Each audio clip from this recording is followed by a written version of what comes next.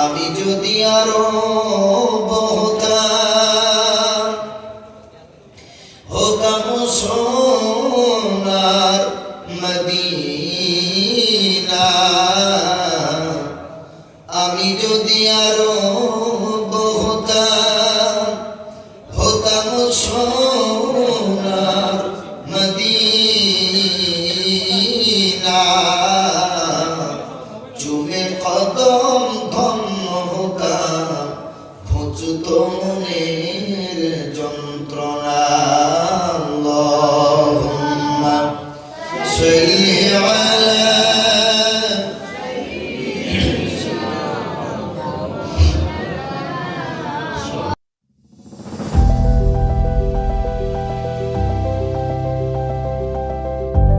আসসালামু আলাইকুম ওয়া রাহমাতুল্লাহি ওয়া বারাকাতুহু।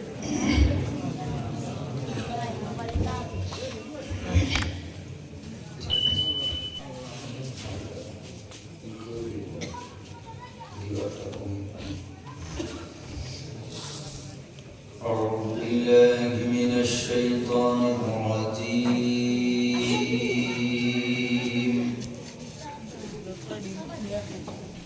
بسم الله الرحمن الرحيم.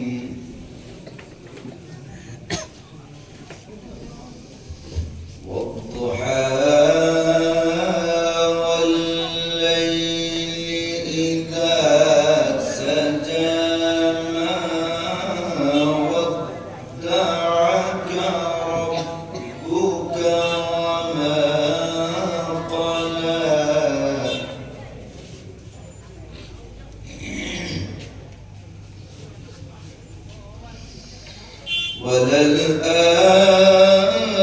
وللآخرة خير لك من الأولى.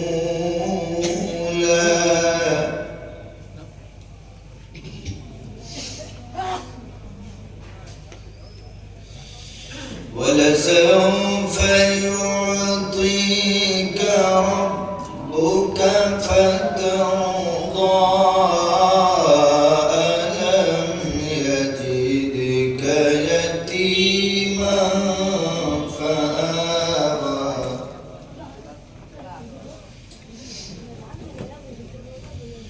ووجدك ضالا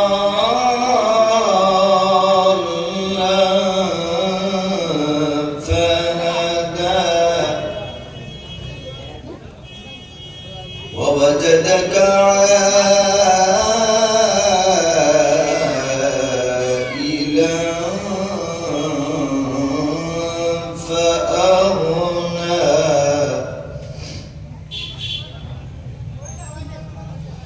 فأما اليتيم فلا تقهر وأما السائل فلا تنهر وأما بنعمة ربك فحدث. صدق الله العظيم.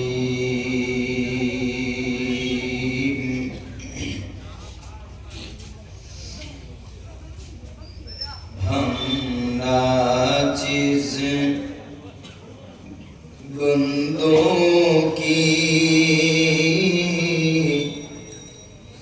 मासूम दुआ सुन ले. हम नाचिज़ बंदों की मासूम दुआ सुन ले. ऐ पालने वाले तू, ऐ पालने वाले तू, हम सब की सदा सुन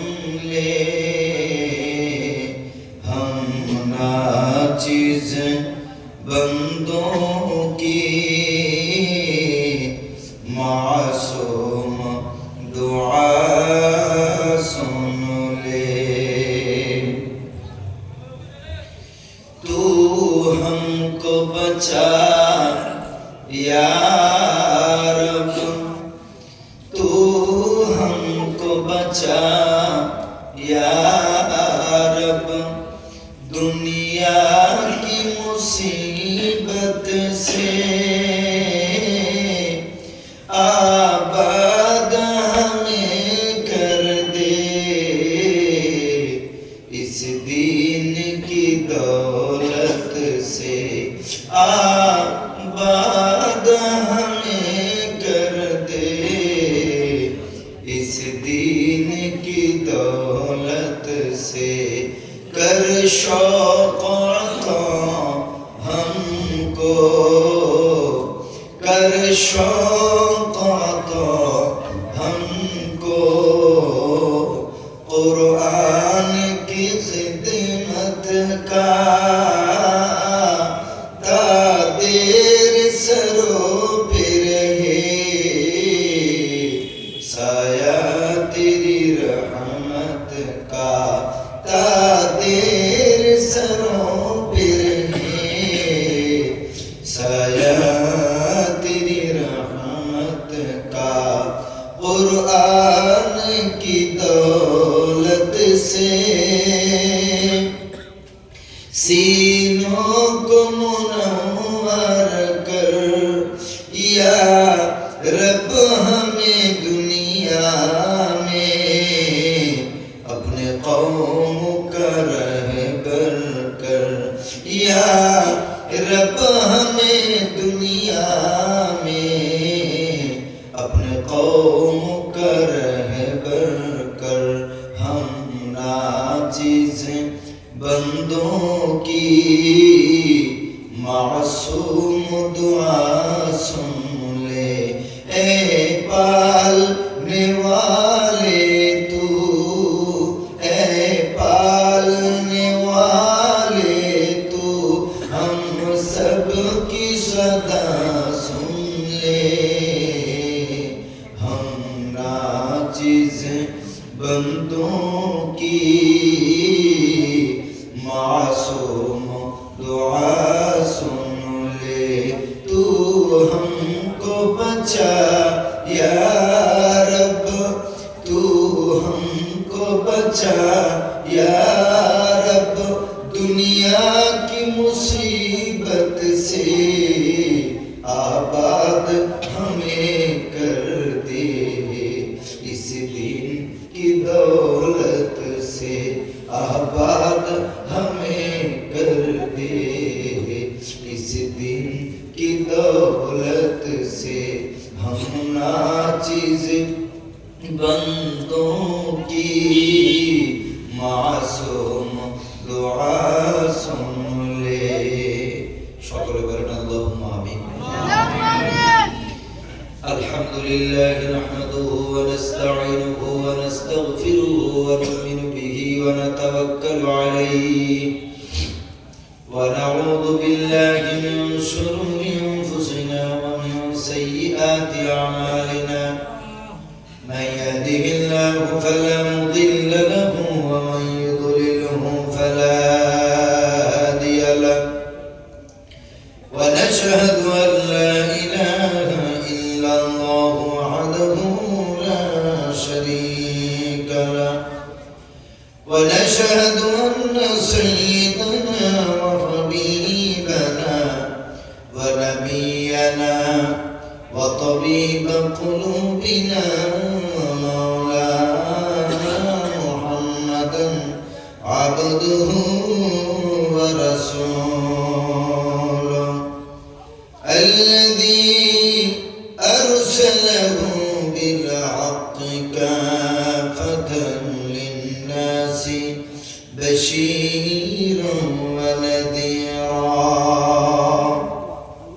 وداعيا إلى الله بإذنه وسراجا وقمرا منيرا أما بعد فقد قال الله تعالى في كلامه المجيد وفي فرقانه الحميد أعوذ بالله من الشيطان الشيطان الرجيم بسم الله الرحمن الرحيم الذين ولنبلونكم بشيء من الخوف والجوع ونقص من الأموال والأنفس والثمرات وبشر الصابرين الذين إذا أصابتهم مصيبة قالوا إنا لله وإنا إليه راجعون وقال النبي صلى الله عليه وسلم حب الدنيا رأس كل خطيئة إن الله وملائكته يصلون على النبي يا أيها الذين آمنوا صلوا عليه وسلموا تسليما اللهم صل على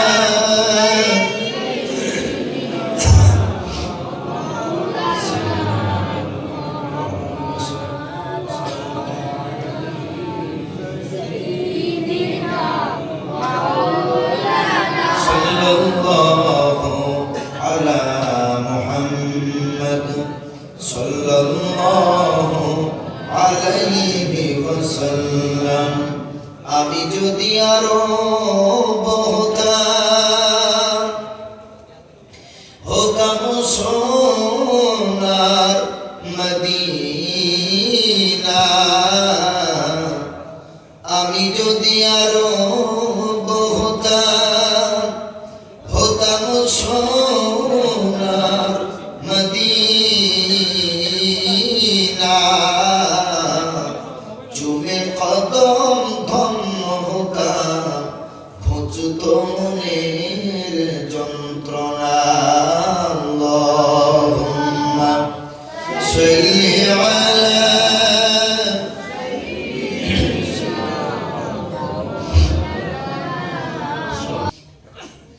সর্বপ্রথম আমার সর্বপ্রকার স্তব স্তুতি প্রশংসা উপাসনা আরাধনা বন্দনা নিবেদন করি পুত পবিত্র আল্লাহ সুবহানাহু ওয়া তাআলার জন্য, যিনি আদি অনন্ত চিরস্থায়ী চিরঞ্জীব, যিনি অঝর অমর অক্ষয় অব্যয়, যিনি জলে স্থলে অনুতে পরমাণুতে খেসরে ভূসরে আসমান ও জমিনে যে আল্লাহ তাআলা সর্বশক্তিমান মহিয়ান বলিয়ান সর্বশক্তিমান, যিনি আমাদেরকে এই পবিত্র মসজিদ প্রাঙ্গণে এবং মসজিদের বারান্দাতে পবিত্র ময়দানে আল্লাহ আমাদেরকে কোরআন ও হাদিসের অনুকূলে কিছু কথা শোনার বলার মতো ধৈর্য দান করেছেন এবং সমস্ত কাজ থেকে ফারাগাত করিয়ে নিয়ে যাবতীয় কাজ কমপ্লিট করিয়ে নিয়ে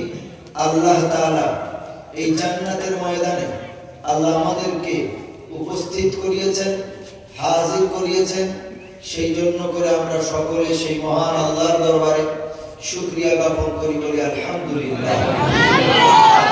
তারপরে জানাই শত কোটি দরুদ ও সালাম বর্ষিত হোক আকায়ে নামদার তাজদারে মদিনা আহমদ মুস্তাফা মা আমিনার লাল মরুর দুলাল মদিনার ভাস্কর রাহমাতুল লিল আলামিন সাইয়্যিদুল মুরসালিন খাতামুন নবিয়্যিন শাফিউল মুজনবিন, যিনি জাতির ধারক বাহক কর্ণধর মাথার কুকু ও নয়নের মণি, সেই করুণার ও মায়ার ও রহমতের নবী মুহাম্মদ রাসূলুল্লাহ সাল্লাল্লাহু আলাইহি সাল্লামের রওজায়ে আতহারে আল্লাহ তাআলা আমাদের মতো গুনাহগার পাপিষ্ঠ অধম নালায়েকের পক্ষ থেকে দরুদ ও সালামের ধারা বর্ষণ করুন বা নিবেদিত হোক। সকলে প্রাণ খুলে বলি আল্লাহুম্মা আমিন। আল্লাহ তাআলা আমাদের কত ভালোবাসেন যে তার এই ঘরের বাউন্ডারির ভিতরে আল্লাহ আমাদের বসার মতো তৌফিক দিয়েছেন। আরেকবার বলেন আলহামদুলিল্লাহ। দেখেন কত আল্লাহর বান্দা মসজিদের ভিতরে বসে আছে, কতজন বারান্দায়, আবার কতজন আরো বাইরে। টোটালটাই মসজিদের আন্ডার, মসজিদেরই জায়গা। এমনিতেও মসজিদ পবিত্র জায়গা নাকি বাবা? মসজিদের মতো আল্লাহ রাসূল সাল্লাল্লাহু আলাইহি ওয়াসাল্লাম বলেছেন সব থেকে পবিত্র জায়গা হলো মসজিদ, আর সব থেকে নাপাক জায়গা হলো বাজার। সব থেকে নাপাক জায়গা কোনটা? এই জন্য বাজারে বেশিক্ষণ থাকা যাবে না। যাবেন তাড়াতাড়ি কাজ সেরে বাড়ি চলে আসবেন। ওখানে চায়ের দোকানে বসলে যতক্ষণ বসে থাকবেন শুধু গীবত আর গীবত। হয়তো আপনি করেন না, কিন্তু পাশে আরেকজন করছে, আপনি শোনেন না শোনেন না? প্রতিবাদ করার তো ক্ষমতা নেই আমাদের। আল্লাহ রাসূল সাল্লাল্লাহু আলাইহি ওয়াসাল্লাম বলেন যদি তোমার সামনে পাপ হয় ক্ষমতা থাকলে তুমি হাত দিয়ে রোখো, তা যদি ক্ষমতা না হয় মুখ দিয়ে রোখো, তাতেও যদি ক্ষমতা না হয় মুখ থেকে ঘৃণা করে ওই জায়গা ত্যাগ করো, ওখান থেকে উঠে আসো। আমরা হাত দিয়ে ক্ষমতা নাই, মুখ দিয়ে প্রতিবাদ করার ক্ষমতা নাই, ওখান থেকে উঠে যাবো সেইটুকু সুযোগ নাই। উঠে গেলে লোক খারাপ বলবে। রাসূল বললেন সব থেকে নিম্নমানের ইমানদার হলো তারাই যারা অন্তত ওখান থেকে উঠে যায়। ও গীবত শোনাও যা পাপ, গীবত করাও তাই পাপ। এই জন্য বাজারকে সব থেকে নিকৃষ্ট জায়গা বলা হয়েছে। কারণ 7 জায়গার মানুষ, 10 জায়গার মানুষ সব জমা হয় কোথায়? বাজারে। সব জায়গা। কাকা গুড মর্নিং, কেমন আছো, বাড়ির খবর কি, আসো বসে চা খাই। হাজী সাহেব একটু বসে চা খাই। যেটুকু সওয়াব করেছিল গীবত করে যার নামে গীবত করলো, সব সওয়াবগুলো তার আমল নামে চলে গেল। তাহলে এটা কি বোকাদের কাজ না চালাকদের কাজ? আচ্ছা, আমি সারা বছর রোজগার করবো, সারা মাস রোজগার করে আমার রোজগারের টাকা, আমার ইনকামের টাকা আরেকজনকে আমি তুলে দেবো? কি করেন আপনারা? আমার রোজগারের টাকা আমার বিবি খাবে কি, বাচ্চা খাবে কি, বাপ মা খাবে কি? আমার ইলেকট্রিক বিল পরিশোধ করতে হবে, গ্যাসের বিল পরিশোধ করতে হবে। টোটাল খরচ আমার, আমি যা রোজগার করবো সব যদি আরেকজনের হাতে তুলে দিই, এটা বোকামির কাজ হবে না চালাকির কাজ হবে? তো আমি নামাজ পড়ে, রোজা করে, হজ করে, যাকাত দিয়ে, সাদকা দিয়ে, ফিতরা দিয়ে, আব্বা মায়ের খেদমত করে যা সওয়াব অর্জন করলাম, আমি যদি আরেকজনের নামে গীবত করে সবগুলো তার আমার নামে লিখে দিত, এটা বোকামির কাজ না চালাকির কাজ? তাই আমাদের 2 শ্রেণীর মানুষ উঠবে। এক শ্রেণীর মানুষ নামাজ পড়ে পড়ে কপাল কালো করে ফেলেছে, এই হাঁটুর মালা এই সব জায়গায় কালো হয়ে যাবে। আল্লাহ যখন কুল্লু ইনসানিন আলজামনাহু তাহিরাহু ফি উনুকি, আল্লাহ যখন আমলনামা এই গলাতে ঝুলিয়ে দেবেন, প্রত্যেকটা মানুষের আমলনামা তার নিজের গলায় আল্লাহ ঝুলিয়ে দেবেন।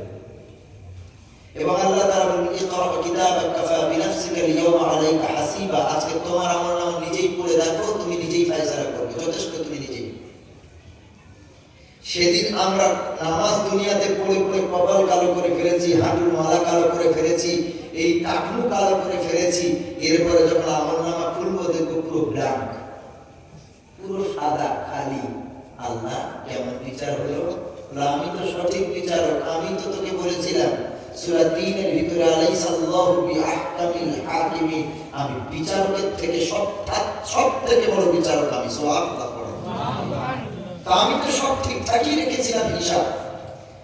তুই যে রাত দিন আরেকজনের নামে পরনিন্দা করেছিস, গীবত করেছিস, তোর নামাজ, তোর যাকাত, তোর ফিতরা, তোর সাদকা, তোর মসজিদ বানানো, মাদ্রাসা বানানো, আব্বা মায়ের খেদমত, সরকারের অধিকার, বিবির অধিকার, যা সওয়াব অর্জন করেছিস সব যার নামে গীবত করেছিস তার খাতা আমি দিয়ে দিই।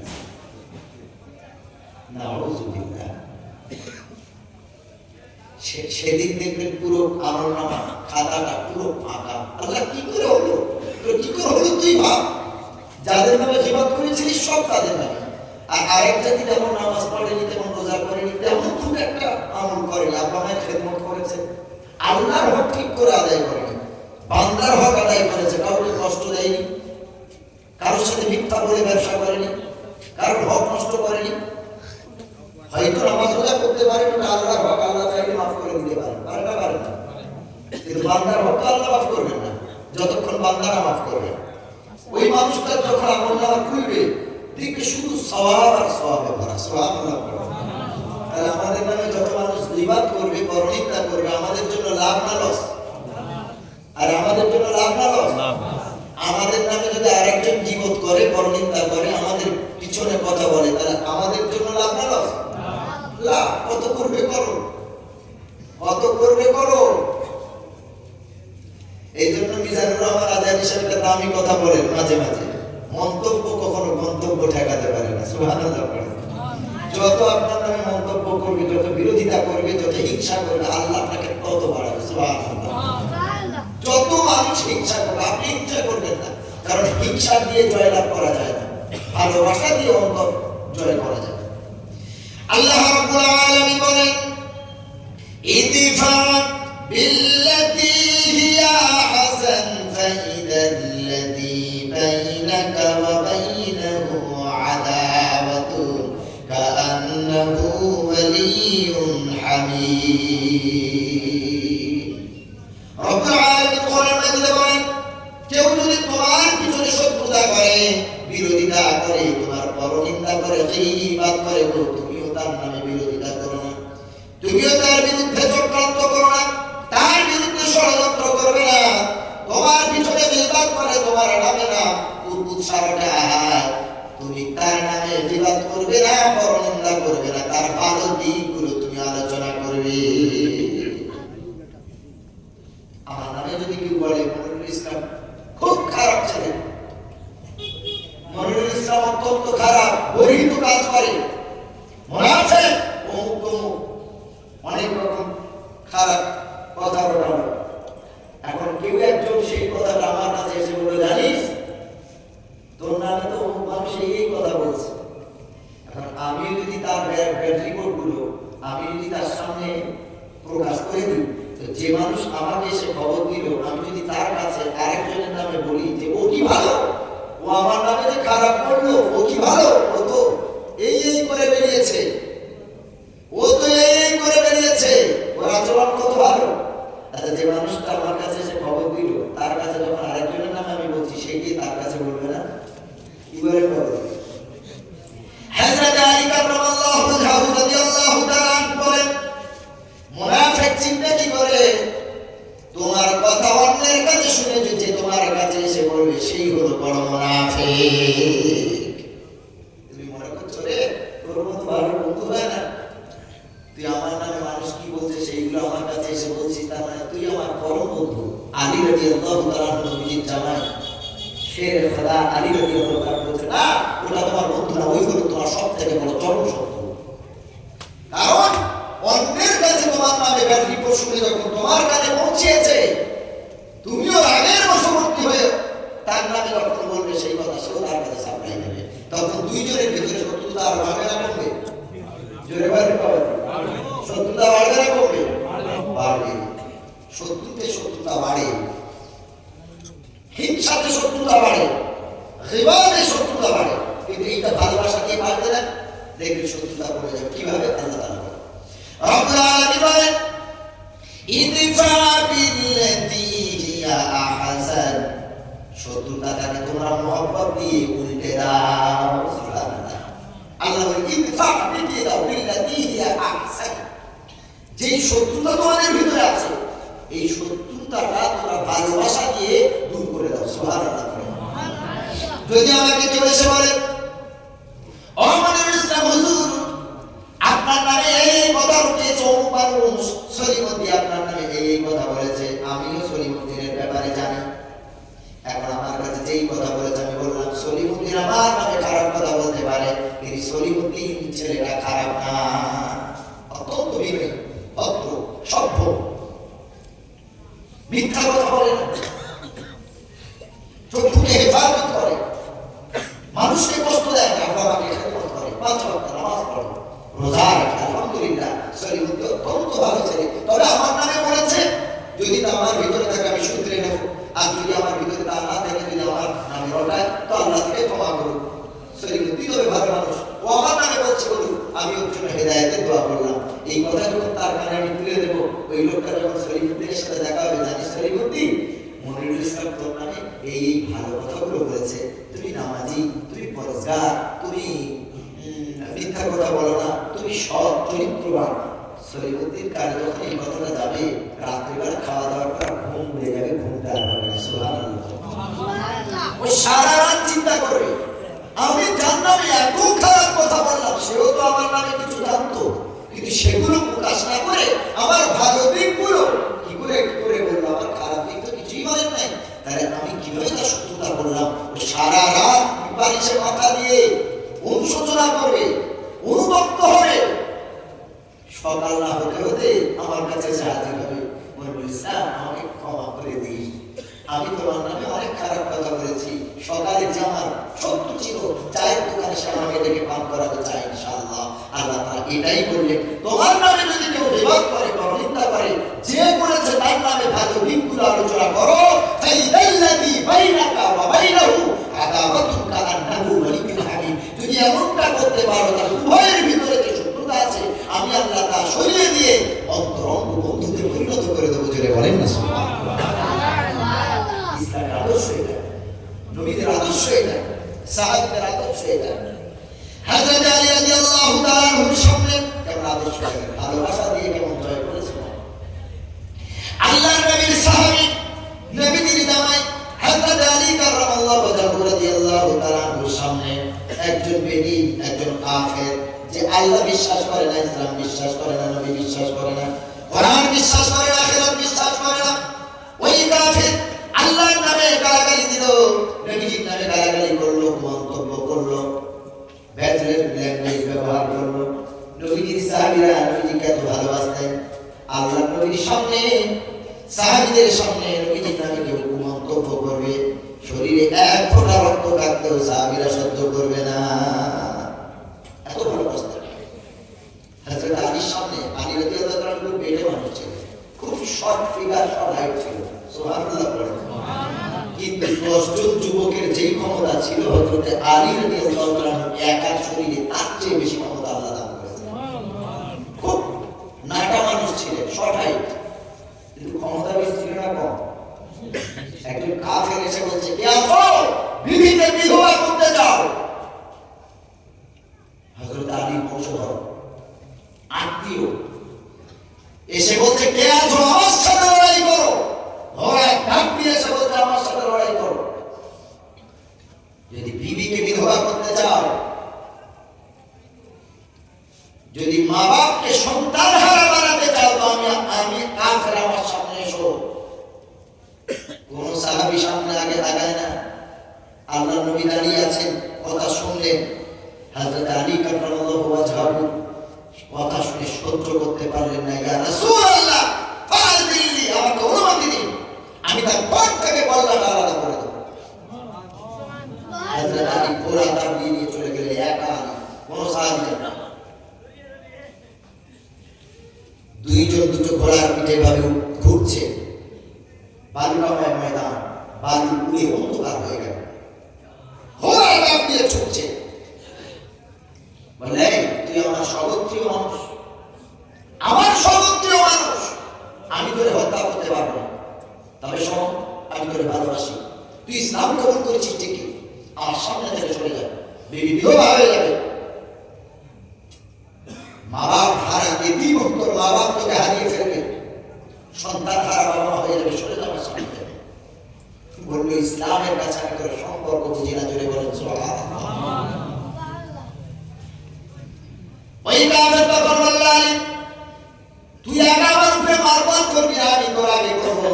হযরত আলী কাররামাল্লাহু ওয়াজহাহু বলল, আগে আপনি আঘাত করেন, দ্বিতীয় আঘাতটা আমি আলী করব। কাফের হযরত আলী কাররামাল্লাহু ওয়াজহাহুর উপরে তলোয়ার দিয়ে আঘাত করলেন।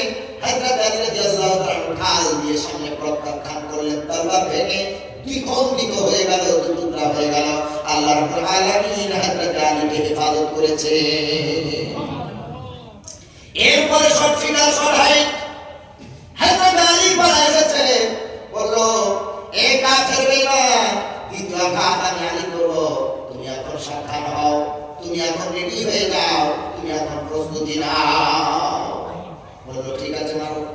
হযরত আলী কাররামাল্লাহু ওয়াজহাহু তলোয়ার দিয়ে ওই গাড়িটা উঠি আল্লাহু আকবার বলে এত জোরে মার করেছে, কাফেরের ঢাল ভেঙে তলোয়ারের গোড়া পর্যন্ত কাফের মাটির ভিতরে গেড়ে গেছে। পানিগুলো উড়ে অন্ধকার হয়ে গেল। নবীজি সাহাবী সব মনে করলেন, আলী মনে হয় দুনিয়া থেকে চলে পরিষ্কার হয়ে গেল। হযরত আলী রাদিয়াল্লাহু তাআলা আনহুর উপরে সবাই নজর করে দিলেন।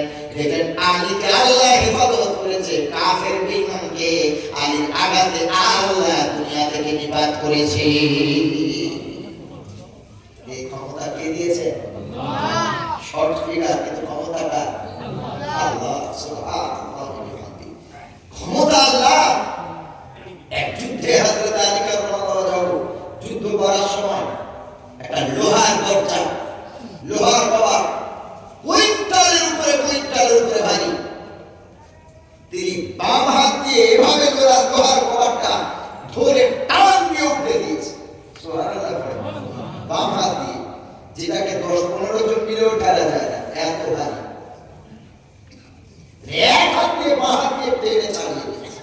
যুদ্ধ শেষ, আল্লাহ জয়দান করলেন, জয়ী করলেন। পরের দিন ফজরের নামাজের পরে বলছে, আমার আলী কই? আমার রাসূল বলছেন সাল্লাল্লাহু আলাইহি ওয়াসাল্লাম, হযরত আলী রাদিয়াল্লাহু তাআলা রাসূলুল্লাহর সামনে হাজির। ও আলী, গতকাল তুমি যুদ্ধ করেছো, যেই কভারটা তুমি তোমার বাম হাত দিয়ে টেনে আঘাত দিয়ে দূরে ফেলে দিয়েছো, ওইটা একটু চাগাও আলী, ওইটা একটু তোলো তো দেখি, একটু দাঁড়াও তো দেখি আলী। হযরত আলী রাদিয়াল্লাহু তাআলা ভাবছেন, যুদ্ধের সময় আমি যেটা বাম হাত দিয়ে একটা টান দিয়ে চালিয়েছি, ওটা এখন তোলার কোনো ব্যাপার হলো? উনি বাম হাত দিয়ে ভাবে চালাচ্ছে, এক চুল পরিমাণ নাড়াতে পারে না। সুবহানাল্লাহ, এক হাত দিয়ে হলো, এখন ডান হাত, দুই হাত দিয়ে চালিয়েছে। ডান হাত দিয়ে চেষ্টা করলে প্রতিটা লোক বুকের গোড়া থেকে ঘাম বের হলো, এক চুল নাড়াতে পারল না। এবার দুই হাত দিয়ে ধরল, দুই হাত দিয়ে টানা হাতড়া করে কোনোভাবে ধরে না। হযরত আলী রাদিয়াল্লাহু তাআলার মনটা খারাপ হয়ে গেল। তিনি চিন্তা করলেন, যুদ্ধের সময় আমি আলী, সেই আলী তো আছি সুস্থ সবল শরীরে, এক হাতে বাঁ হাত দিয়ে আমি ধরে টান দিয়ে কত দূর ছিটকে দিয়েছি, এখন আমি নাড়াতে পারি না কেন? মুখটা মলিন হয়ে গেল লজ্জায়। আল্লাহ রাসূল সাল্লাল্লাহু আলাইহি ওয়াসাল্লাম, আলী, যুদ্ধের সময় যে ক্ষমতা প্রয়োগ করেছে ওটা তোমার নিজস্ব ক্ষমতা ছিল না, ওটা আল্লাহ দিত ক্ষমতা ছিল। জোরে বলেন সুবহানাল্লাহ, ওটা আল্লাহ দিত ক্ষমতা ছিল, ক্ষমতা তোমার নিজস্ব না। হযরত আলী রাদিয়াল্লাহু তাআলা আনহুর শরীরে আল্লাহ যেমন ক্ষমতা দিয়েছিলেন, ব্রেন আল্লাহ রাব্বুল আলামিন তার অধিক ব্রেন আল্লাহ দিয়েছিলেন, যার ব্যাপারে রাসূল করিম সাল্লাল্লাহু আলাইহি ওয়াসাল্লাম বলেছেন, আনা মাদিনাতুল ইলমি ওয়া আলিয়ুম বাবুহা। রাসূল তার জামাইয়ের ব্যাপারে বলেছেন, সবথেকে প্রিয় জামাই, সবথেকে প্রিয় জামাই। হযরত আলীর বিবি নাম কি ছিল? ফাতিমা রাদিয়াল্লাহু তাআলা আনহা।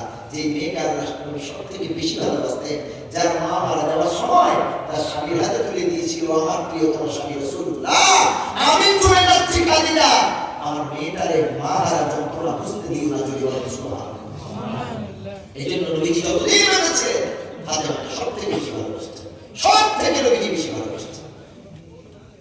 ভাইয়েরা আমার, নবীজির প্রিয়তম জামাই হযরত আলী রাদিয়াল্লাহু তাআলা আনহুর ব্যাপারে রাসূল আকরাম সাল্লাল্লাহু আলাইহি ওয়াসাল্লাম বলেন, আলী, আনা মাদিনাতুল ইলমি, আমি তোমার শ্বশুর, ইলমের রাজ্য, জ্ঞানের রাজ্য, ওয়া আলিয়ুম বাবুহা, আর তুমি আমার জামাই আলী, ওই রাজ্যে প্রবেশের দরজা। আমি হলাম জ্ঞানের রাজ্য, আর ওই রাজ্যে প্রবেশের দরজা তুমি আলী। জোরে বলেন সুবহানাল্লাহ, জ্ঞানের রাজ্য নবী, আর সেই রাজ্যে প্রবেশের দ্বারে হযরত আলী রাদিয়াল্লাহু তাআলা। একদিন তিন সাহাবী হেঁটে যাচ্ছেন, একদিকে আছে আবু বকর, আরেকদিকে আছে ওমর, মাঝখানে আছে আলী রাদিয়াল্লাহু তাআলা আনহুম আজমাইন। হযরত ওমর আবু বকরকে ডেকে বলে, আবু বকর রে, আলী রুকতাতুন কাবাইনা লানা। ওমর আবু বকরকে ডেকে বলে, আবু বকর, আমাদের দুইজনের মাঝখানে আলী এবং লানার মাঝখানে নুনের নোক্তা যেমন। সুবহানাল্লাহ, কত বুদ্ধি দেখেন। হযরত ওমর রাদিয়াল্লাহু তাআলা আনহু আবু বকরকে ডেকে বলছে, আবু বকর, আমার হাতের দিকে তাকান, সবাই তো আরবি জানে না, লানা লিখতে গেলে লাম আরবিতে একটা অক্ষর, লাম হচ্ছে একটা লম্বা, এরকম উঠে আবার এই দিকে একটা লম্বা, দুই দিকে দুটো ভাবে লম্বা, মাঝখানে একটা ভাবে ছোট একটা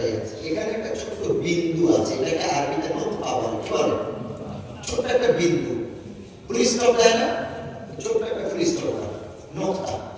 তো আবু বকর বলছে আলী হলো আমাদের দুইজনের মাঝখানে নুনের নোকতার মতো, মানে লাম এদিকে লম্বা, আলিফ এদিকে লম্বা। লামা লিখতে গেলে লাম নুন আলিফ জাবার, লাম জাবার লা, আর নুন আলিফ জাবার কি না, লানা। তো একদিকে লাম লম্বা, একদিকে আলিফ লম্বা, মাঝখানে নোকতা যেটা, এইটাই হচ্ছে নুনের চিহ্ন। সুবহানাল্লাহ। আবু বকর বললেন আমরা দুই দিকে দুজন লম্বা আর মাঝখানে নুনের নোকতা যেমন, এইরকম হচ্ছে আলী। জোরে বলেন আচ্ছা, আলী চিন্তা করলেন, আচ্ছা আমাকে কি তোমরা ব্যঙ্গ করছো? কত বুদ্ধি দেখেন, কত ব্রেন আল্লাহ দান করেছে। সুবহানাল্লাহ। হযরত আলী কাররামাল্লাহু ওয়াজহাহু রাদিয়াল্লাহু তাআলা আনহু বলেন, হে ওমর ভাই, আবু বকর শোন, আমি নোকতা আছি বলে তোমাদের দুজনের ফায়সা ফাসাল আছে, তোমাদের দুজনের ইজ্জত আছে। আমি নোকতাটাই যদি উঠে যায়, আমি বিন্দুটাই যদি উঠে যায়, তোমাদের দুজনের কোনো মূল্য নাই। লাম জাবার লা, নুন আলিফ জাবার না, লানা। নুনের নোকতা যদি উঠে যায় তো নুন নাই, একদিকে পড়ে থাকে লাম আর একদিকে পড়ে থাকে আলিফ। লাম আলিফ জাবার কি হয় বলে? লাম আলিফ জাবার কি? লাম মানে কি? লাম মানে নাই। আমরা যে কালিমা পড়ি লা ইলাহা, কি বলি সবাই পড়ে লা ইলাহা, মানে কোনো ইলাহ নাই, কোনো উপাস্য নাই, ইল্লাল্লাহ, আল্লাহ ব্যতীত। তাহলে লা মানে কি? নাই। হযরত আলী রাদিয়াল্লাহু তাআলা আনহু বলেন, আমি নোকতা আছি বলে তোমাদের দুজনের ইজ্জত আছে, তোমাদের দুজনের শয়স্তান আছে। আমি যদি নোকতা বিন্দুটাই উঠে যাই তো লাম আলিফ জাবার লা মানে নাই। আমি আলী ছাড়া তোমাদের দুজনের ইজ্জত নাই। সুবহানাল্লাহ, সুবহানাল্লাহ। শালীন কত বুদ্ধি। সেই আলী রাদিয়াল্লাহু তাআলা আনহুর সামনে নবীজিকে গালাগাল করা হয়েছে, আল্লাহর বিরুদ্ধে মন্তব্য করা হয়েছে। হযরত আলী রাদিয়াল্লাহু তাআলা আনহু ছোট মানুষ হতে পারেন, শর্ট হাইট হতে পারে, কিন্তু ক্ষমতা তো আল্লাহ দিয়েছেন অনেক। হযরত আলী রাদিয়াল্লাহু তাআলা আনহুকে এক হাত দিয়ে আছাড় দিয়ে জমিনে ফেলে দিয়েছে। এত বড় দুঃসাহস! আমার সামনে তুই নবীজিকে গালাগালি করবি, আমার সামনে তুই আল্লাহর বিরুদ্ধে কথা বলবি, ইসলামের বিরুদ্ধে কথা বলবি। তারপরে তলোয়ারের খাত থেকে তলোয়ার খুলে নিয়েছে, এক কোপে দুটো করে দেবে। ওই ইহুদি, ওই নন মুসলিম ব্যক্তিটি বাঁচার জন্য আলীর মুখে থুতু দিয়েছে, যাতে করে আলী থুতু মুছতে যাবে, আর এই ফাঁকে কাফের ইহুদি পালিয়ে চলে যাবে জীবন বাঁচিয়ে। হযরত আলী রাদিয়াল্লাহু তাআলা আনহু তলোয়ার খুলে নিয়েছে মারার জন্য, এই সময় মুখে থুতু দিয়েছে। রাগারও বাড়বে না জি বাড়বে, তারপরে যদি গ্রাস না করে থুতু দেয় রাগারও বাড়বে না, কি হবে? এমনি থুতু তো সহ্য হবে না, তারপরেও যদি দু চার দিন ব্রাশ না করে ওই মন্দ থুতু আর সহ্য করতে পারবে? আমাদের হলে বলবো যদি ওই একটা টুকরো করতাম, এবার তুমি 10টা টুকরো করবো, এক আলাদা করবো, হাত আলাদা করবো, মুখ আলাদা করবো, চোখ আলাদা করবো। এত বড় সাহস আমার গায়ে থুতু দিস! কিন্তু হযরত আলী রাদিয়াল্লাহু তাআলা আনহুর মুখে থুতু পড়ার সাথে সাথে তিনি ছেড়ে দিলেন। সুবহানাল্লাহ। তিনি আর মানলেন, তিনি ছেড়ে দিলেন। ইহুদি চিন্তা করলো, আলী ছাড়লো কেন আমাকে? আমাকে তো আরো মারার কথা, তো আলী আমাকে ছেড়ে দিল কেন? এইবার উঠে প্রশ্ন করে, আলী রে, বাড়িতে তো আমি ফিরে যাবো, কিন্তু আমার একটা প্রশ্ন, তোমার কাছে বিনয়ের প্রশ্ন, আমাকে তো মারতে পারতে, মারার জন্য তুমি উদ্যত হয়েছিলে, কিন্তু আমাকে ছেড়ে দিলে কেন? এই একটা উত্তর জানার পর আমি বাড়ি ফিরে যাব। হযরত আলী রাদিয়াল্লাহু তাআলা আনহু বলেন, ইহুদি শোন, প্রথমে যখন তলোয়ার তুলেছিলাম তখন রাগটা ছিল আল্লাহর জন্য, গুসা ছিল নবীর জন্য, যে তুই আমার নবীকে গালাগাল দিয়েছিস, আল্লাহকে গালাগাল দিয়েছিস, সেজন্য তোর রাগটা ছিল আল্লাহর জন্য, নবীর জন্য। কারণ নবী বলেছেন আলহামদুলিল্লাহ ওয়াল মাদুলিল্লাহ, রাগ যদি করতে হয় তো আল্লাহর জন্য রাগ করবে, আর মহব্বত যদি করতে হয় আল্লাহর জন্য করবে। প্রথমে রাগ ছিল আল্লাহর জন্য, রাসূলের জন্য।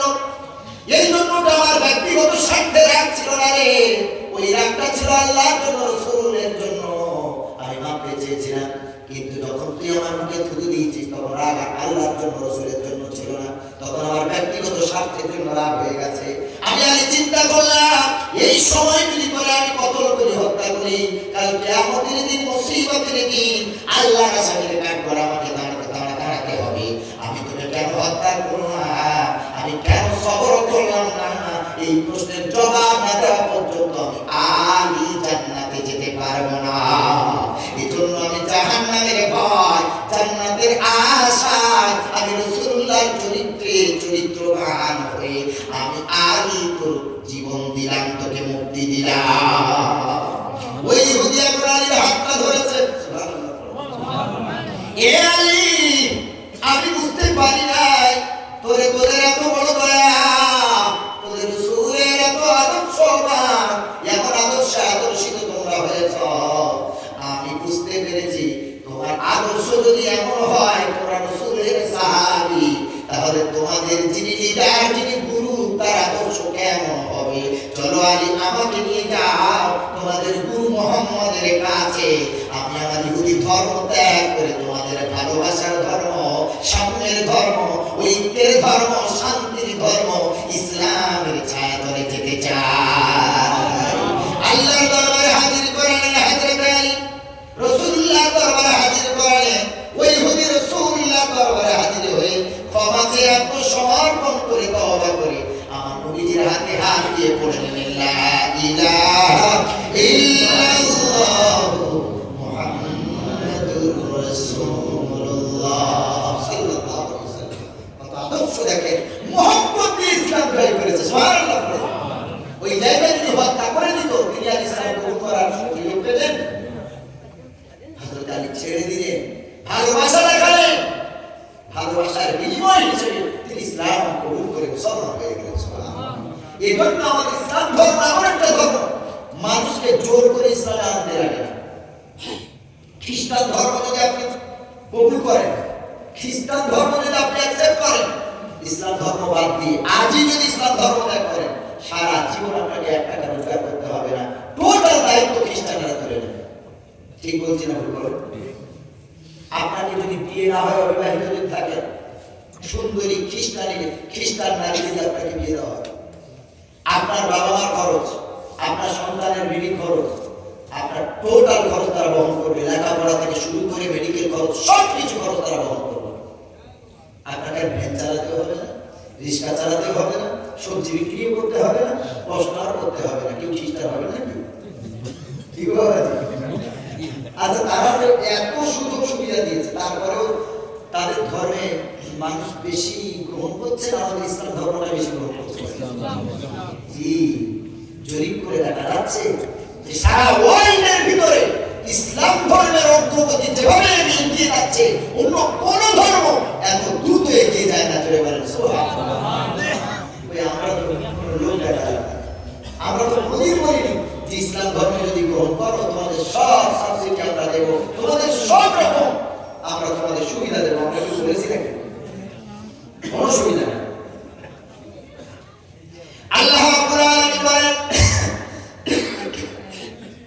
ومن يرتد منكم عن دينه فسوف يأتي الله بقوم يحبهم ويحبونه أذلة على المؤمنين وأعزة على الكافرين. আপনাদের আসামে একটা মাওলানা, ওই আপনার মিশরের জামে আজহারের ছাত্র, মাওলানা হয়ে এসে এখন বলছে আমাদের ধর্মে গুরু খাওয়া নিষেধ করা আছে, মূর্তি পূজার কথা বলা আছে। নাউজুবিল্লাহ। আপনাদেরই আসামের মানুষ, আপনারা এই গোলাপেরই আসামের মানুষ, আর ওটা সম্ভবত মধ্য আসামের ছেলে। এগুলো মাওলানা যেখান সেখান তার মাওলানা না, মিশর জামে আজহারের ছাত্র, এখন এসে বলছে ইসলাম ধর্মে গরু খাওয়া নিষেধ। ও পাগল হয়, এটাও বলে না যে আল্লাহ গরুর নামে একটা সূরাই অবতীর্ণ করেছে। সুবহানাল্লাহ। সূরা ফাতিহা, আলহামদুলিল্লাহ সূরার পরেই যে সূরা, সেই সূরার নাম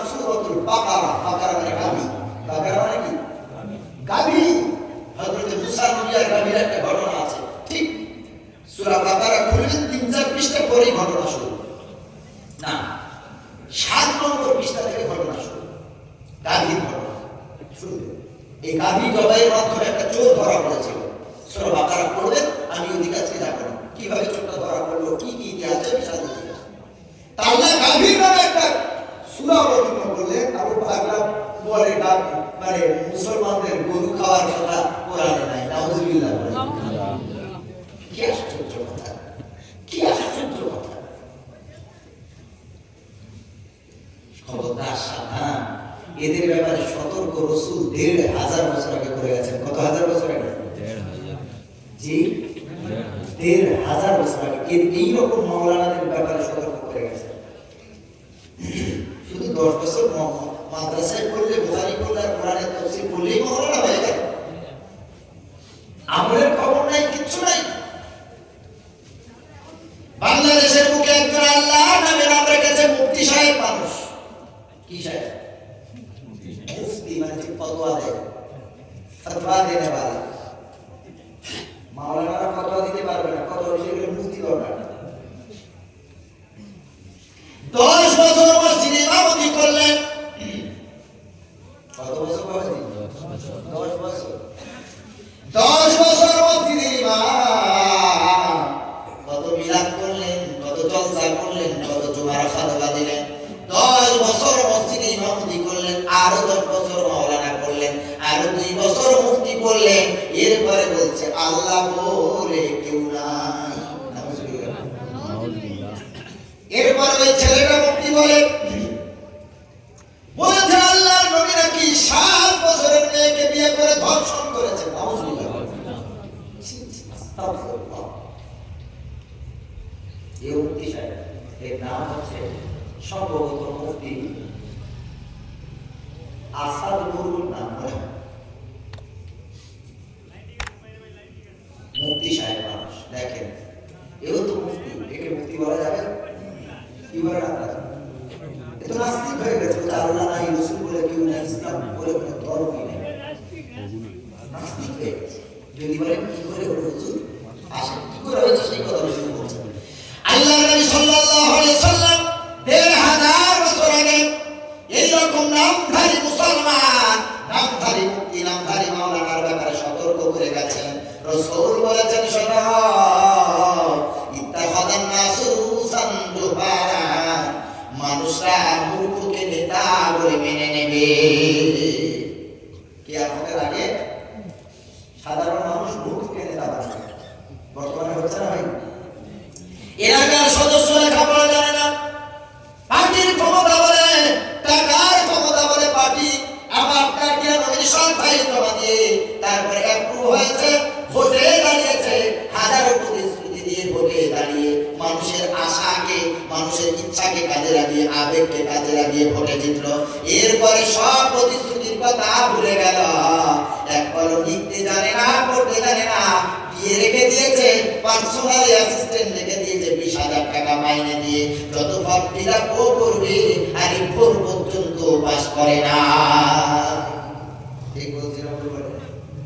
সব এলাকার কথা বলছি না, বহুত এলাকা এমন আছে সদস্য এলাকার সদস্য কিন্তু লেখাপড়া জানে না। রাসূল এদের কথা, এদের ব্যাপারে সতর্ক করে গেছে।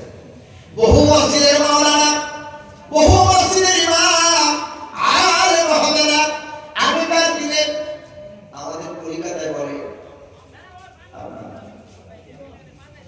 মৌলভী সাহেব, কি যেন বলতো আগেকার দিনে, মানে মাওলানা মোটামুটি একটু কোরআন পড়তে জানতো।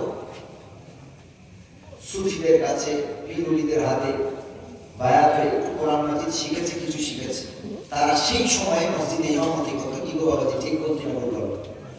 বলতো আগেকার দিনে করতো না, করতো না, হাফেজ আলেম ছিল না, সাধারণ মানুষ মসজিদ চালাতো, মসজিদের ইমাম হতো। রাসূলদের 1000 বছর আগে বলে গেছেন, আলেম হবে না, মাওলানা হবে না, কোরআন হাদিসের জ্ঞান রাখবে না, মসজিদের ইমাম হবে। আর সাধারণ মানুষ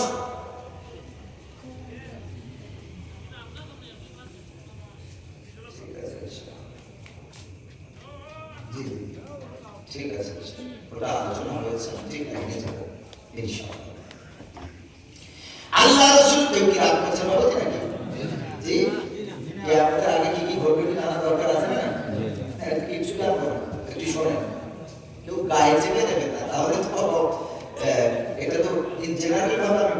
তাদের জন্য। তবে যে রোগ যার আছে, যখন তার সেই রোগে মরণ লাগবে তার একটু জ্বালা করবে। কথা ঠিক বলছি না? যার যে রোগ আছে তাকে একটু জ্বালা লাগবে, কিছু করার নেই। তবে রাসূলুল্লাহ হাদিস আছে, আল্লাহ নবী সাল্লাল্লাহু আলাইহি সাল্লাম বলেন, আলেম ছাড়া মসজিদের ইমাম হবে আর সাধারণ মানুষ মসজিদ কমিটি হবে। মসজিদ কমিটি যারা হবে নামাজ পড়বে না, কি গো? ইন্নামা ইয়ামুরু মাসাজিদাল্লাহি মান আমানা বিল্লাহি ওয়াল ইয়াউমিল আখির ওয়া ইকামিস সালাতি ওয়া ইতাইজ যাকাত ওয়া লাম ইয়াখশা ইল্লাল্লাহ। মসজিদ কমিটি যাদের বানাবেন তাদের 4 থেকে 5টা গুণ থাকা লাগবে। কটা গো? জোরে বলেন। ইন্নামা ইয়ামুরু মাসাজিদাল্লাহ, মসজিদ যারা বানাবে, মসজিদের তত্ত্বাবধানে যারা থাকবে, মসজিদের দায়িত্ব যারা নেবেন, মান আমানা বিল্লাহ, প্রথম নম্বর তাদের গুণ থাকবে তারা আল্লাহকে বিশ্বাস করবে। কার প্রতি বিশ্বাস করবে? আল্লাহর প্রতি ঈমান আনবে। এদিকে আল্লাহর প্রতি ঈমান আনে, এদিকে পীরের দরবারে সেজদা দেয়। একে কি বলে? আল্লাহর প্রতি ঈমান। মসজিদ কমিটি হবে প্রথম নম্বর গুণ হবে আল্লাহর প্রতি ঈমান। নাম্বার 2 ওয়াল ইয়াউমিল আখির, কিয়ামতকে বিশ্বাস করবে, আখিরাত বিশ্বাস করবে, কবরের আযাব বিশ্বাস করবে। তার মানে আখিরাতের ভয় যে করবে, এই মানুষ কোনোদিন সুদের সাথে জড়িত থাকতে পারে না, ঘুষের সাথে জড়িত থাকতে পারে না, মিথ্যার সাথে জড়িত থাকতে পারে না, হারামের সাথে জড়িত থাকতে পারে না। এগুলো সব যদি ছাড়তে পারে তবে হবে মসজিদের কমিটি, মসজিদের দায়িত্ববান। নাম্বার 3 ওয়া ইকামিস সালাত, নামাজ পড়তে হবে। কি করতে হবে? 11 নম্বর পারা করবে এই আয়াতটা পেয়ে। নাম্বার 3 নামাজি হতে হবে। আমি মসজিদের মেম্বার, সেক্রেটারি, সভাপতি, কেশিয়ার, প্রেসিডেন্ট, আমি মসজিদের দায়িত্বে আছি, আমাদের খবর নাই গ্রামের মানুষ কি বলবে। বাবাজি, ও আল্লাহ তো বলবেন পরে, আগে গ্রামের মানুষ কি বলবে। আমাকে নামাজি হতে হবে। আল্লাহ বলেন, তোমাকে আমি আল্লাহ ভালোবেসে এত বড় দায়িত্ব দিয়েছি, তুমি নামাজ ছাড়ো কেমন করে? আগে তুমি নামাজ পড়ো, নামাজি হতে হবে। ওয়া ইতাইজ যাকাত, 4 নম্বর গুণ হবে যাকাত প্রদান করবে। কি করবে বলেন? যাকাত প্রদান করবে। আমরা তো সাদা গ্রামের মানুষেরা মসজিদ কমিটি বানাই ধনী মানুষকে, কাকে বানাই? যাদের মসজিদে কিছু আসে। অথচ গরিব মানুষ নামাজি, 5 ওয়াক্ত নামাজি, পরেশগার, ইমানদার, তারা মসজিদ কমিটি হয় না, ধনীদেরকে বানায়। ও কে সুদ খাচ্ছে, কে ঘুষ খাচ্ছে দেখার দরকার নেই। ওকে যদি মসজিদের মেম্বার বানাতে পারি তো মসজিদের ফায়দা হবে, কিসের টাকায় আসছে দেখার দরকার নেই। আমাকে 4 থেকে 5 বছর আগে একজন প্রশ্ন করেছিল, হুজুর মসজিদে এতদিন লটারি খেলছি, লটারিতে কিছু পাই না, তো মসজিদের কাজ হবে সেই নিয়ত করে লটারি খেলেছি, 20,000 টাকা পেয়েছি। আল্লাহর কসম করে বলছি, বলছে মসজিদের কাজ হবে মসজিদের নিয়ত করে, যে যা পাবো এটা মসজিদে দেবো। আমি যখন লটারির টিকিটটা কাটলাম তো 20,000 টাকা পেয়েছি, এটা মসজিদে দেওয়া যাবে কি না? আপনারা কি বলেন, নেওয়া যাবে? আচ্ছা, লটারি খেলা হারাম না হালাল? জি হারাম। ওয়াল মাইসির 7 নম্বর পারা 2 নম্বর পৃষ্ঠা আল্লাহ বলেছেন, ইন্নামাল খামরু ওয়াল মাইসির ওয়াল আনসাব ওয়াল আজলাম রিজসুম মিন আমালিশ শাইতান ফাজতানিবুহু লাআল্লাকুম তুফলিহুন। আল্লাহ বলেছেন, জুয়া, খামরু ওয়াল মাইসির, জুয়া, ওয়াল আনসাব মূর্তি পূজা, ওয়াল আজলাম আর গরিবতার সবসময়। আল্লাহ 4 জিনিস, 4 ব্যাখ্যা, এক একটা ব্যাখ্যা অনেক আছে। রিজসুম মিন আমালিশ শাইতান, শয়তানের কাজ, গরিব কাজ, সবথেকে খারাপ কাজ। ফাজতানিবুহু, এই সব জিনিস থেকে তোমরা পরহেজ করো, লাআল্লাকুম তুফলিহুন, তবে হবে তোমরা সফল কাম। সুবহানাল্লাহ। আল্লাহ পরিষ্কার বলেছেন লটারি হারাম, জুয়া হারাম। মসজিদের নামে লটারি কাটছে, কত বড় বাটপার! কি আশ্চর্য কথা! আল্লাহ রাব্বুল আলামিন বলেন মসজিদ কমিটি দ্বারা হবে এই গুণগুলো যার থাকবে। প্রথম নম্বর আল্লাহর প্রতি ঈমান, নাম্বার 2 আখিরাতের প্রতি বিশ্বাস, নাম্বার 3 নামাজি, নাম্বার 3 যাকাত দেবে। কোটি কোটি লক্ষ লক্ষ টাকার মালিক যাকাত দেবে না, মসজিদ কমিটি হতে পারে না। আল্লাহ তাআলা বলেন ওর ভয় থাকবে, কারণ যাকাতের টাকা মানুষকে না দিয়ে, গরিব এতিমদুস্থ দরিদ্রকে না দিয়ে যদি নিজে রাখে, আল্লাহ রাব্বুল আলামিন বলেন তারা নিজের পেটে জাহান্নামের আগুন ভক্ষণ করে। যাকাতের টাকা খাওয়া মানে কি খাওয়া? জাহান্নামের আগুন খাওয়া। নাম্বার 5 ওয়ালা ইয়াখশা ইল্লাল্লাহ, যিনি মসজিদ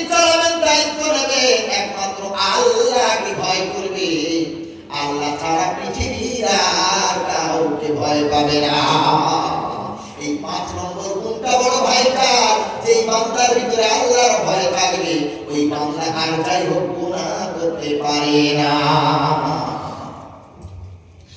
এজন্য যারাই প্রত্যেক মসজিদ মাদ্রাসা কমিটিকে এই গুণগুলো থাকার এই গুণগুলো থাকতে হবে। যদি না থাকে আজ থেকে শুরু করবো ইনশাআল্লাহ। বলি জি ও ভাইরা আমার, এরপরে মসজিদে হুজুর নাই, হুজুর ঠিক করতে হবে বলে তোমার দিন নামাজ পড়াবে, সবাই শুনবে। আলেমও না, মাওলানাও না, হাফেজও না, কিছুই না। গলার আওয়াজ খুব মধুর, এত সুন্দর করে কিরাত করে খুতবা পড়ে এত সুন্দর করে নামাজ পড়িয়েছে। আর জুমার নামাজের শেষে এত সুন্দর করে কেঁদে কেঁদে দোয়া করেছে। এলাকার সব মানুষ তার উপরে খুব খুশি। ঠিক বলছি না? কে মাওলানা, কে মুফতি, কে হাফেজ, কে শায়খ, একটা দরকার নেই। কি সুর রে বাবা, এত সুন্দর দোয়া এর আগে কোনো হুজুর করেনি। সবাই কেঁদে জারে জার হয়ে গেছে। এইটাকে সিলেক্ট করো, বাস সিলেক্টেড হয়ে গেল। সামনে রমজান মাস, একজন সবে নতুন বিয়ে করেছে, হুজুরের কাছে এসেছে, হুজুর আমার বিবির পিরিয়ড চলছে, মেন্স পিরিয়ড চলছে, রোজা কি করতে পারবে? হুজুর না, গলার সুরে হুজুর বলছে কোনো ব্যাপার না, রমজানের এত ফরজ আল্লাহ তাআলা একমাত্র রোজা করেছে, মেন্স চলছে, নামাজ পড়বে না, কিন্তু রোজা তো সারাদিন খাবার আর না খাওয়ার ব্যাপার। না খাওয়ার ব্যাপারের সাথে রক্তের কি সম্পর্ক, ব্লাড ব্লিডিং এর কি সম্পর্ক? রোজাটা রাখবে, নামাজটা পড়ার দরকার নাই। নাউযুবিল্লাহ পড়ে। আল্লাহ রাসূল সাল্লাল্লাহু আলাইহি ওয়াসাল্লাম এর ব্যাপারে বলেছেন, কিয়ামতের পূর্বে এমন মূর্খদের নেতা বানাবে সাধারণ মানুষ।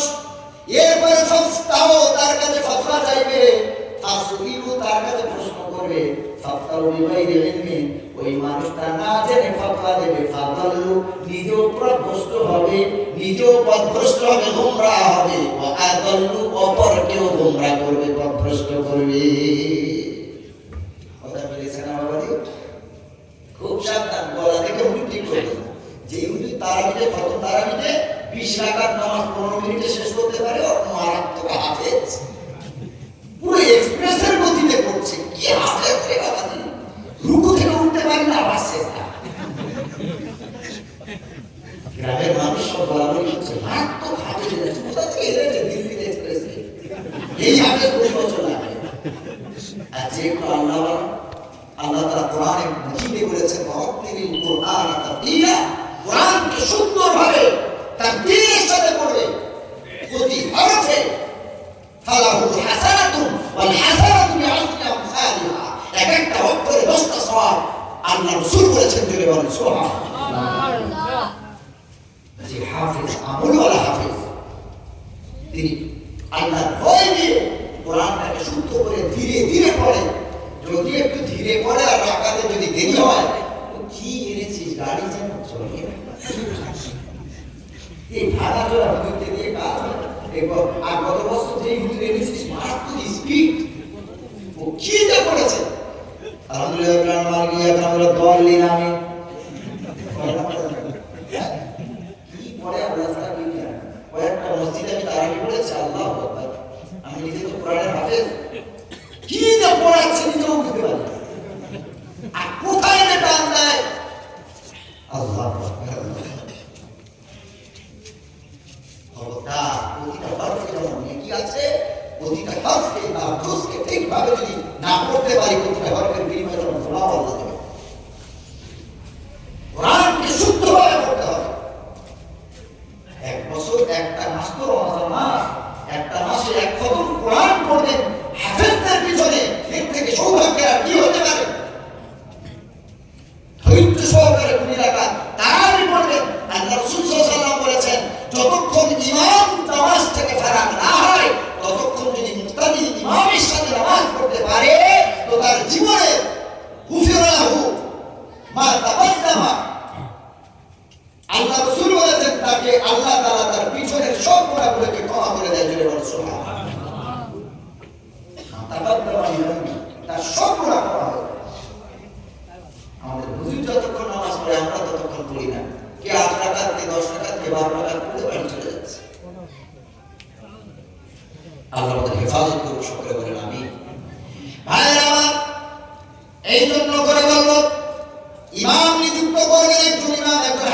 আলেম। ইমাম আমরা সাধারণ মানুষ বুঝবো না ইমামের এলেম কতটুকু আছে, জ্ঞান কতটুকু আছে। মসজিদের ইমাম সিলেক্ট করবেন আর একজন হাক্কানি আলেম করবো ইনশাআল্লাহ। আমরা সাধারণ মানুষ বুঝবো না, মসজিদের ইমাম ঠিক করবেন একজন হাক্কানি আলেম, দেখেন ইনি উপযুক্ত কিনা। না হলে আমরা পথভ্রষ্ট, ইমাম পথভ্রষ্ট হয়ে যাবে। মুসলমান বাবাজি, এই কারণে বলবো কিয়ামতের পূর্বে রাসূল বলে গেছে সাবধান সাবধান সাবধান, মূর্খ নেতারা মূর্খরা নেতা হবে আর তারাও পথভ্রষ্ট হবে, আমাদের পথভ্রষ্ট করবে। আল্লাহ রাসূল সাল্লাল্লাহু আলাইহি সাল্লাম 1000 বছর আগে বললেন ইন্না বাইনা ইয়াদাই সাআতি ফিতানান কান্নাহা দিবাউল লাইলিল মুসলিম ইসবিহু রাজুলু ফিহা মুমিনান ওয়া ইউমসি কাফিরান ওয়া ইয়াবিউ ফিহা আকওয়ামুন দীনাহুম বিআরদিন মিনাদ দুনিয়া। 1000 বছর আগে দয়ার মায়া নবী রাসূল আকরাম সাল্লাল্লাহু আলাইহি সাল্লাম বলেছেন, শোনো এমন একটা ফিতনার যুগ আসবে যেই ফিতনাটা রাতের ঘন কালো অন্ধকারের মতো ফিতনার আবির্ভাব হবে। কেমন ফিতনা হবে গো? ওই ফিতনার যুগে একটা মানুষ সকালবেলা থাকবে ইমানদার আর সন্ধ্যায় হয়ে যাবে বেঈমান, সন্ধ্যায় থাকবে ইমানদার সকালে হয়ে যাবে বেঈমান। রাসূলুল্লাহ হাদিস আল্লাহ রাসূল বলেন কিয়ামতের পূর্বে একজন মানুষ সকালে থাকবে ইমানদার, সন্ধ্যায় কি হবে? বেঈমান। আবার সন্ধ্যায় থাকবে ইমানদার, সকালে বেঈমান। ওয়ায়াবিউ ফিহা আকওয়ামুন দীনাহুম বিআরদিন মিনাদ দুনিয়া। রাসূল সাল্লাল্লাহু আলাইহি সাল্লাম বলেছেন ওই সময় এমন ফিতনা হবে কিছু মানুষ তারা নামধারী মুসলমান, নামধারী মাওলানা, নামধারী মুফতি, ওয়ায়াবিউ ফিহা আকওয়ামুন দীনাহুম বিআরদিন মিনাদ দুনিয়া, তারা দুনিয়ার স্বার্থের লোভে তারা তাদের ধর্মকে বিক্রি করে ফেলবে। ওই যে মুফতি নাস্তিক মুফতির কথা বললাম, ওই কথা বলতে গিয়ে এত দূর চলে গেলাম। দেখেন রাসূল বলেছেন সাবধান, এরা নামের মুফতি হবে, নামের আলেম হবে, কিন্তু পয়সার লোভে বিআরদিন মিনাদ দুনিয়া, স্বার্থের লোভে পৃথিবী স্বার্থান্বেষী হবে। এরা দুটো পয়সার জন্য নিজের এলেমকে ভুলে যাবে, মাওলানা হয়েছে কথা ভুলে যাবে, মুফতি হয়েছে কথা ভুলে যাবে। এরা নিজের ধর্মকে, ইসলাম ধর্মকে তারা নিজেরা বিক্রি করে ফেলবে। অন্য হাদিস আবু দাউদের ভিতরে আল্লাহ রাসূল বলেন ওয়ায়াবিউ ফিহা আকওয়ামুন খালাকুহু বিআরদিন মিনাদ দুনিয়া, তারা তাদের চরিত্রকে পয়সার লোভে বিক্রি করে ফেলবে। কথা ঠিক বললাম না ভুল বললাম? রাসূল বলেছেন তারা পয়সার লোভে নিজের চরিত্রকে বিক্রি করে ফেলবে। এইসব যারা মুফতিরা নাস্তিক হয়েছে এরা খ্রিস্টানদের কাছে বিক্রি হয়ে গেছে, নাস্তিকদের কাছে বিক্রি হয়ে গেছে। কোটি কোটি ডলার টাকা এরা পেয়েছে, বিলিয়ন ডলার টাকা এরা পেয়েছে। না হলে যে মানুষটা 10 বছর মাওলানা হলো, 2 বছর মুফতি হলো, 10 বছর মসজিদে ইমামতি করলে এই মানুষ কি করে নাস্তিক হতে পারে? কিভাবে নাস্তিক হতে পারে? রাসূল এদের ব্যাপারে সতর্ক করে গেছেন সাবধান সাবধান সাবধান। আপনাদের আসামের নাস্তিক মাওলানা আজহারি বলেছে কোরআনে নাকি ওই আপনাদের আসামের বক্তা আছে মুজিবুর রহমান আজহারি আছে না, মুফতি মুজিবুর রহমান প্রিয় সম্পর্ক আজহারি, উনি আজহারি, তুই আজহারি ডিবেট হলো না? আমি তো কলকাতার থেকে দেখেছি এগুলো, দুই আজহারি ডিবেট হলো,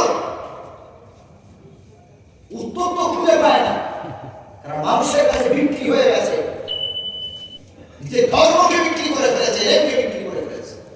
সাবধান সাবধান, এদের কথা আপনার প্রবৃত্ত হয়ে ইসলামটা করবে না। তারপরেও যদি করেন আমাদের ইসলামের কোনো ক্ষতি হবে গো? আচ্ছা আমাদের যদি এক দুজন ইসলাম থেকে বেরিয়ে যায় কোনো ক্ষতি হবে? কি বলেন আপনারা? 3 বছর আগে দক্ষিণ আফ্রিকার বুকে একজন খ্রিস্টান ধর্মযাজকের হাতে একজন না দুইজন না 10,000 খ্রিস্টান একসাথে ইসলাম কবুল করে মুসলমান হয়েছে। কত হাজার? 10,000। ওই বছর আমার আব্বা মা হজে গিয়েছিল, আর ওই যার হাতে 10,000 ইসলাম কবুল করেছেন খ্রিস্টান, উনিও ওই বছর হজে গিয়েছিলেন। উনি ইসলাম কবুল করে নাম রেখেছেন ইব্রাহিম। কি নাম রেখেছেন? ইব্রাহিম নবী নাম। সুবহানাল্লাহ। দেখেন একদিনে 10,000 খ্রিস্টান মুসলমান। আমরা কি লোভ দেখিয়েছিলাম? আমরা লোভ দেখিয়েছি? তারপর কিছু বছর আগে আমেরিকার ল্যাবরেটরিতে বসে গবেষণা করে বসে আল্লাহর নবী যেই খেজুর খেতে ভালোবাসেন ভালোবাসতেন। আজওয়া খেজুর নিয়ে গবেষণা করে 19 জন নন মুসলিম বিজ্ঞানী তারা একসঙ্গে গবেষণাগারে বসে ইসলাম কবুল করেছে। মুসলিম ইসলাম ধর্ম ত্যাগ করবি বল।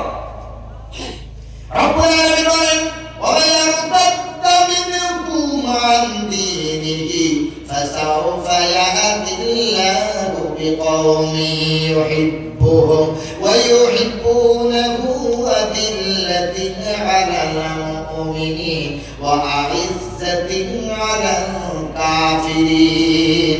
আল্লাহ রাব্বুল আলামিন বলেন ওয়া ইয়ারতাদ্দা মিনকুম, তোমাদের ভিতরে যারা মুরতাদ হয়ে যাবে, ইসলাম ধর্ম যারা ত্যাগ করবে, আন দীনিহি, যদি তার ধর্ম থেকে সে বেরিয়ে যায়, যদি মুরতাদ হয়ে যায়, তবে আমি আল্লাহ ঘোষণা দিলাম তোমরা চিন্তিত হবে না, মুমূর্ষ হবে না, ব্যথিত হবে না। একজন ইসলাম ধর্ম ত্যাগ করবে, ফাসাউফা ইয়াহদিল্লাহু বিকওমিন ইউহিব্বুহুম ওয়া ইউহিব্বুনা, আমি একজনের জায়গায় শূন্যস্থান পূরণ করার জন্য একটা কমকে, একটা গোটা জাতিকে আমি আল্লাহ ইসলামের ছায়াতলে আনবো। যারা আমি আল্লাহ আমারে মহব্বত করবে, যারা ইমানদারকে ভালোবাসবে, আর যারা কাফেরদের জন্য শক্ত হবে।